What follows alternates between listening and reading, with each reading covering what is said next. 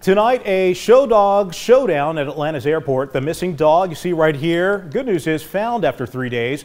But right now there's a fight over who owns her. CBS 46's Trayson Bragg live at Hartsfield-Jackson with more on what's happening. Trayson.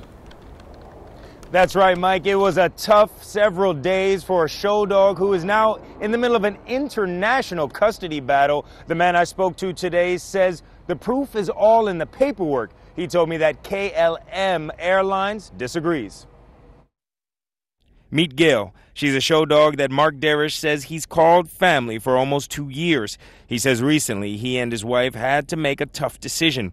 They decided to sell Gail back to her breeder. Then Sunday morning, I'm scrolling through Facebook and I see this post. Darish says in the post he learned Gail went missing at Hartsfield-Jackson International Airport. He claims that information the breeder never shared. He says that's when he called the airport and offered to help in the search. This morning, airport officials called back and asked for his help. He says he drove right in from South Carolina. He found Gail. It just breaks my heart. I had her in my arms and I wanted to take her home. I didn't even know what to say to my wife. She's back at home and I had to tell her I'm coming home empty-handed. Darish says KLM airline officials took Gail and told him she had to be shipped to Amsterdam to the breeder who originally filed the missing claim. She was scheduled to fly out this evening. Now, Darish tells me after this entire ordeal, he and his wife decided they want to keep Gail.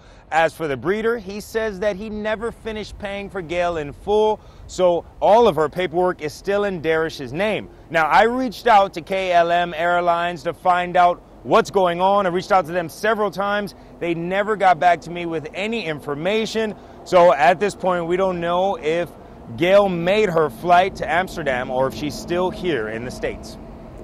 Okay, so Trayson, we know KLM's reason for putting the dog back on the plane, but are airport leaders saying anything about who the actual owner of the dog really is?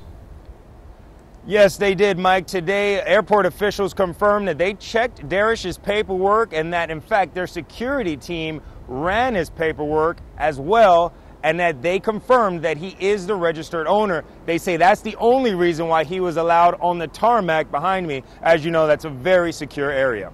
We'll keep everybody updated on the possible resolution to all this. Thank you so much.